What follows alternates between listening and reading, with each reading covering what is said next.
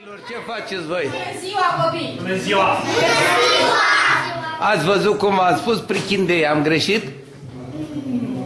Nu? Dacă sunteți copii mari, da? În ce clasă? În clasa 1. Ia, Lorena, Chiar? în clasa pregătitoare. Ia. Clasa 1 și clasa pregătitoare. Bravo, îmi place. Îmi place.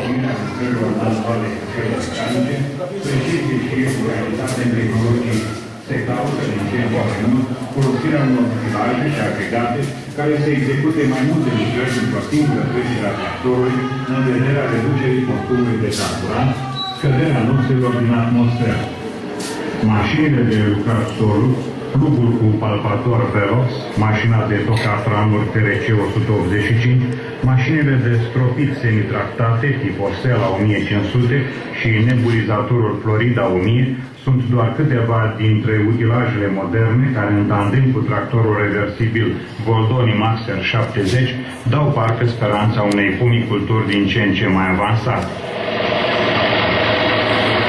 Stația proprie de pompare a apei, alături de sistemele hidrotehnice aferente, asigură pentru loturile demonstrative apa necesară în perioadele critice ale unui an agricol.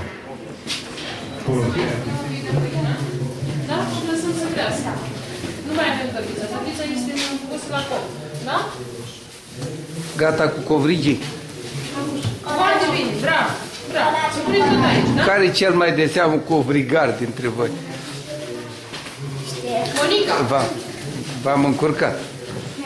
Deci cel care face covrig se numește covrigar?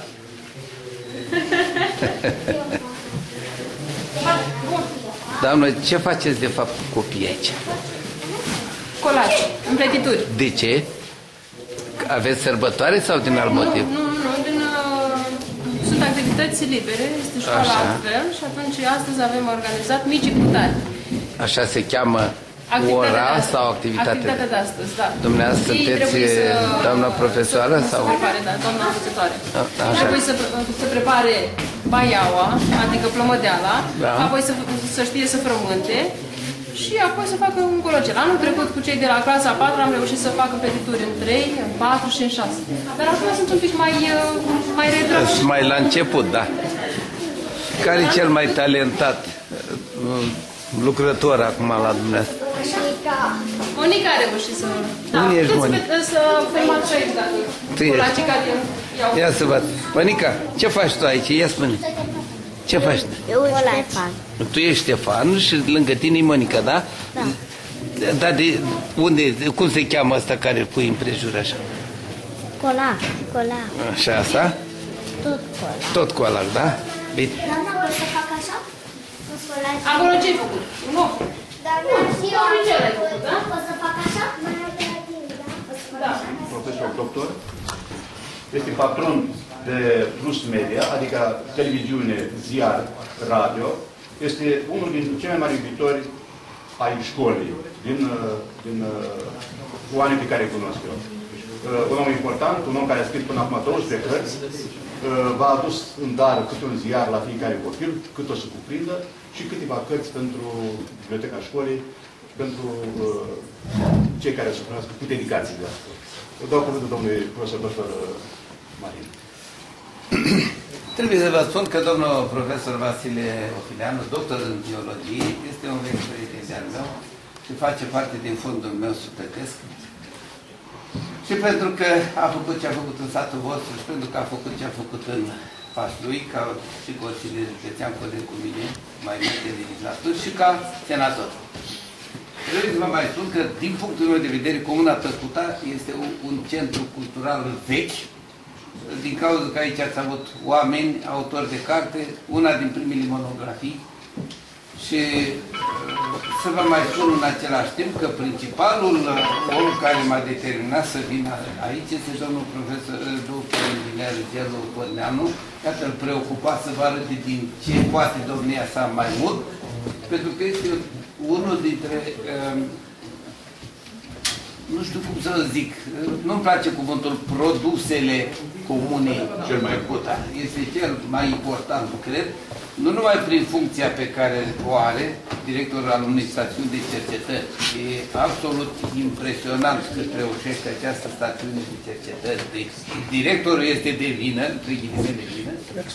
În plus,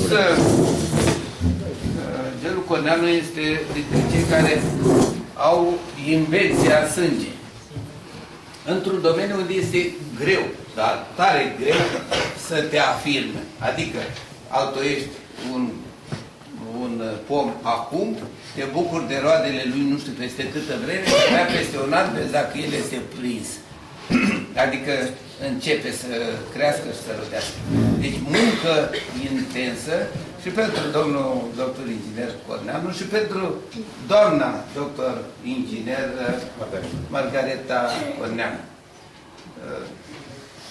Când veneam către voi, mă gândeam, bă, ce să le spun eu copiilor ăstora să-i intereseze?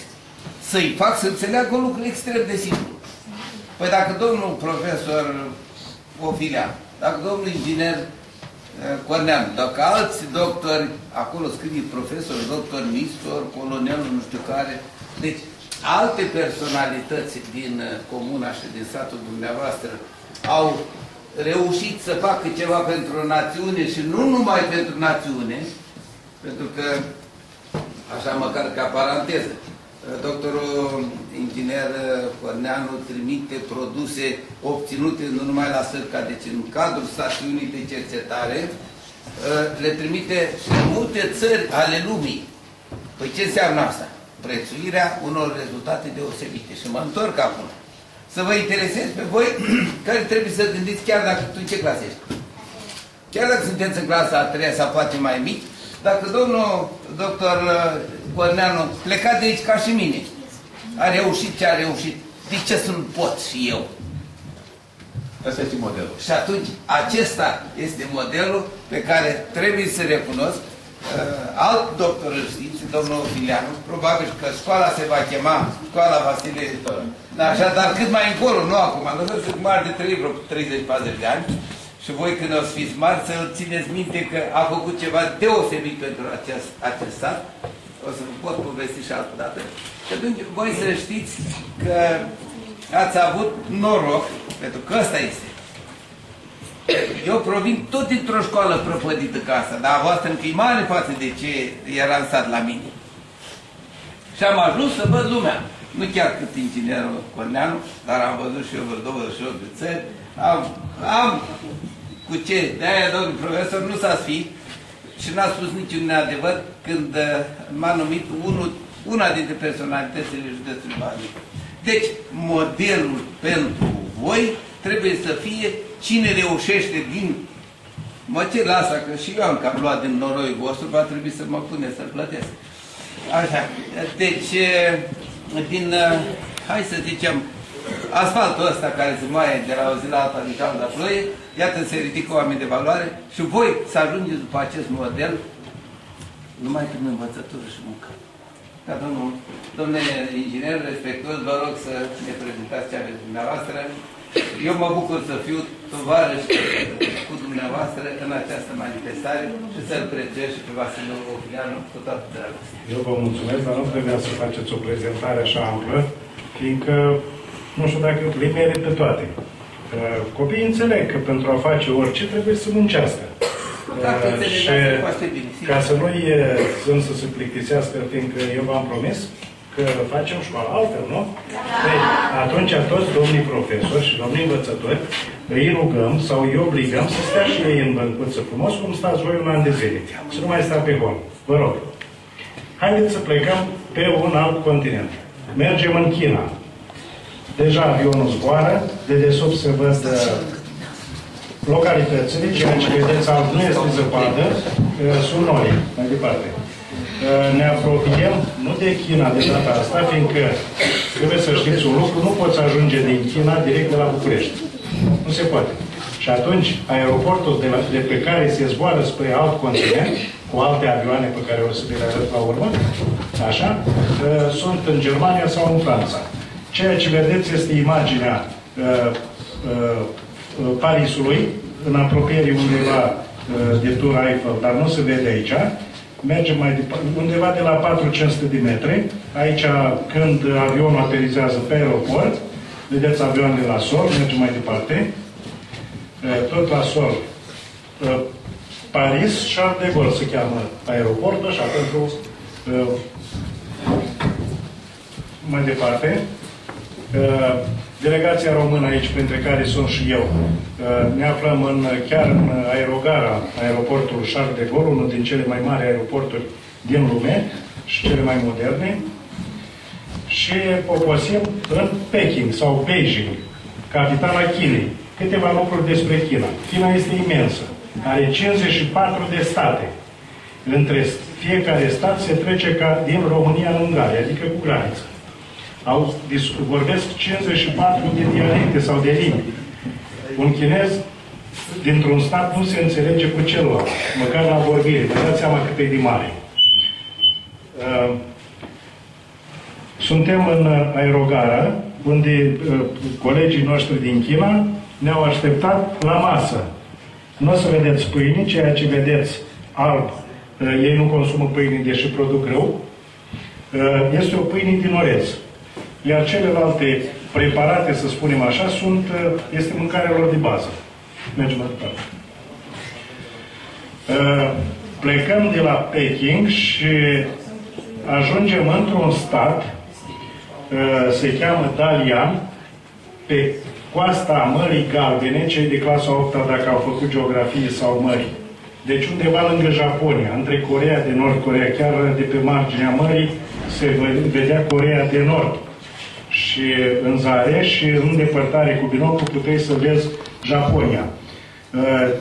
Toți cei pe care îi vedeți suntem la o Academie de Științe ale statului Dalian, au așteptat delegația română, care au însemnat 4 persoane. Acolo sus în chineză, am întrebat și eu pe colegii mei, cu roșu scrie: trăiască prietenia între popoarele români și chinez. Mergem mai departe.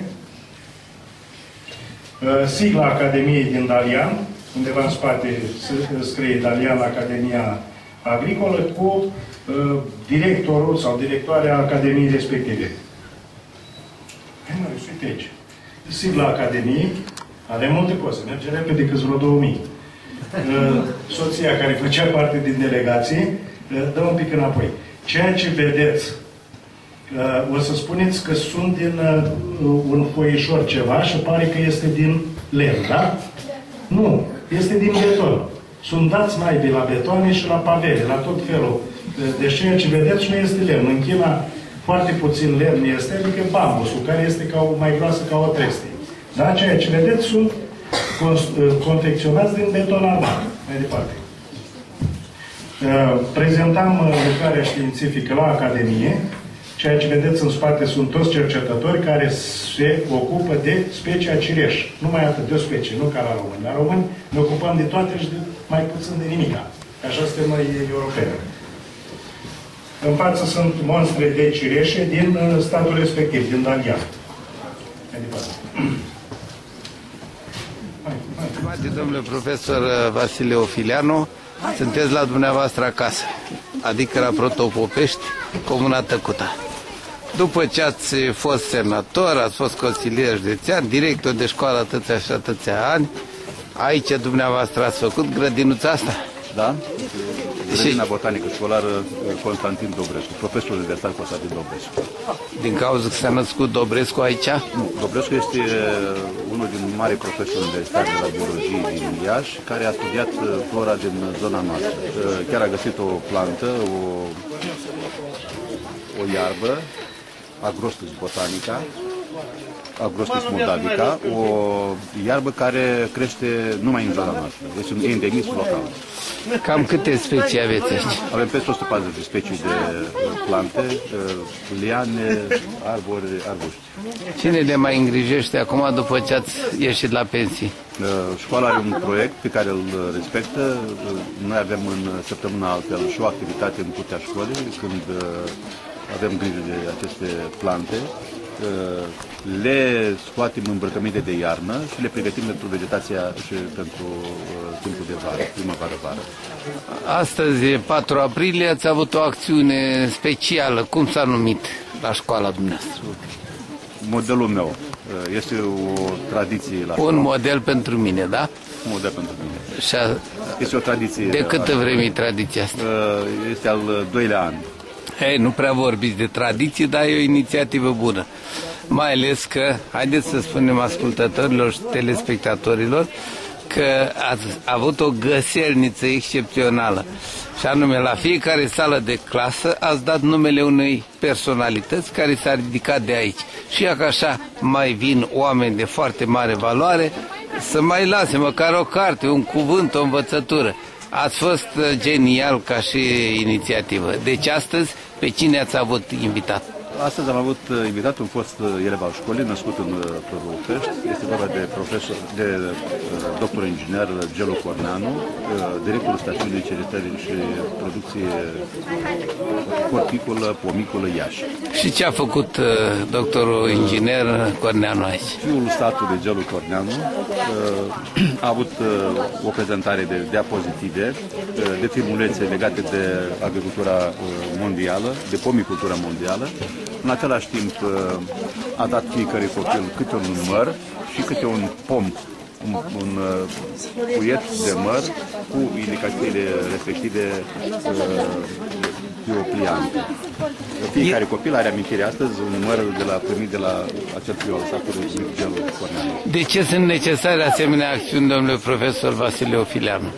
În primul rând, comunitatea trebuie să știe că a generat atât științii românești cât și industrie românești, oameni de mare valoare, de certă valoare, cum este doctor Inel de Răcoveanu, care este cercetător 1, principal 1. Mai dați 2-3 nume, că aveți de unde?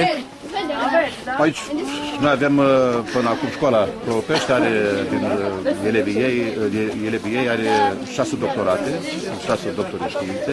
Inclusiv Vasile Ofileanu, da? Da, doctor în biologie. Este vorba de profesorul de țară Ion Nistor, profesor de matematică. Este vorba de profesorul universitar de pedagogie Ovidiu Gavrilovici. Este vorba de profesor doctor Ana Văipan, un doctorat excepțional în literatură, dar cu o tematică religioasă. E vorba de scrieri de Sfântului Vasile cel Mare. Este vorba de profesorul de matematică Crăcană, care a fost și profesor de matematică al primului cosmonaut român, Dumitru Prunariu, da? Și colonelul cu o funcție foarte înaltă în armată, Vasile Moșneal. Bazin de oameni deștepți la dumneavoastră aici. Este și școala noastră, este o școală bună. Deocamdată ținem topul în toate testele care se dau la sfârșit de an școlar de câțiva ani. Ce-i cu monumentul care îl aveți acolo, domnul? Este un monument făcut cu ocazia 100 de ani de la înființarea școlii și sunt trecuți toți directori de școală începând din primul an până în ultimul an. Cum s-ar zice, păstrați și tradiția și acordați respectul cuvenit și celor care sunt acum productivi și celor care au fost odinioară inițiatorii unor proiecte speciale. Dumneavoastră aveți grădina botanică, da, care e a lui Vasile Ofileanu. Nu este grădina, este grădina școlii Ploiești cu numele lui profesor universitar Constantin Dobrescu. Deci i-ați dat deja alt, dumneavoastră ați făcut, dar pe alt nume. Mâine nu va fi școala Vasile Ofileanu aici. Nu, cred și nici nu trebuie să fie așa, din cauza că eu mi-am făcut datoria ca dascăl, ca fiu a satului, în același timp ca un om care a muncit numai și numai pentru școală.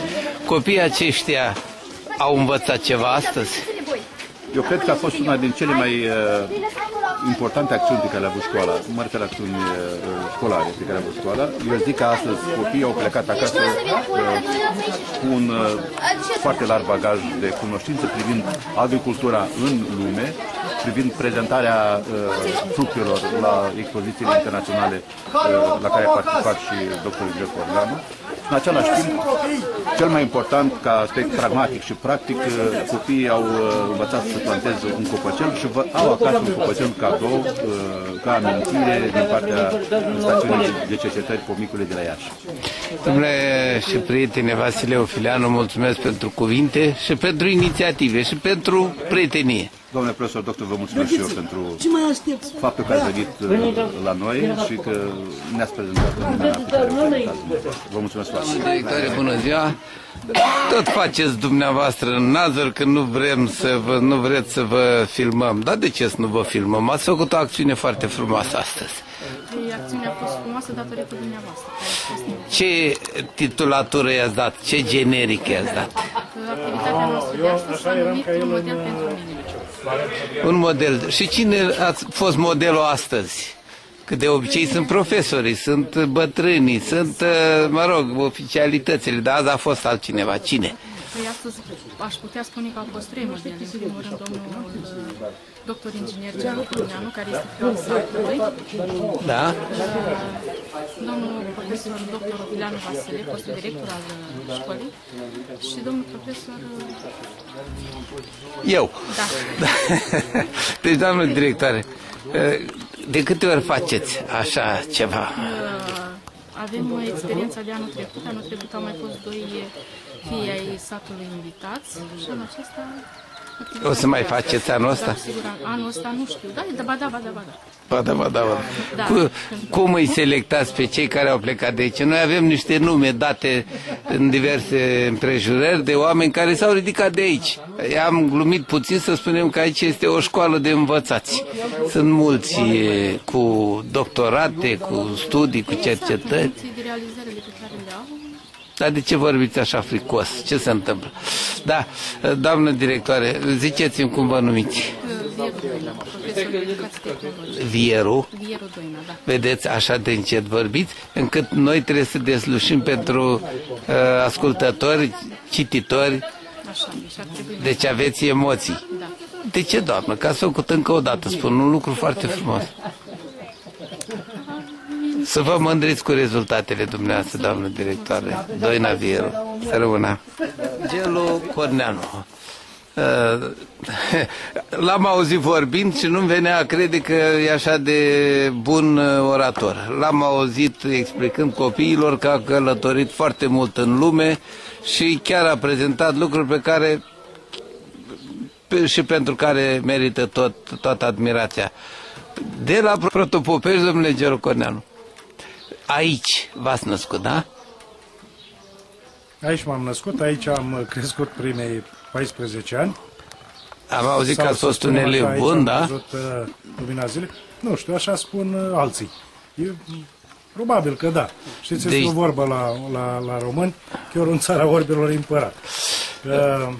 De la copilul de țăran, cam cu noroaiele drumurilor, cu pază și cu paza oilor și așa mai departe, ați ajuns directorul stațiunii de cercetări Pomicole Iași. Și știți că agricultura se face tot pe arătură și tot pe noroi, adică între agricultură și felul de copilărie nu s-a schimbat absolut nimic.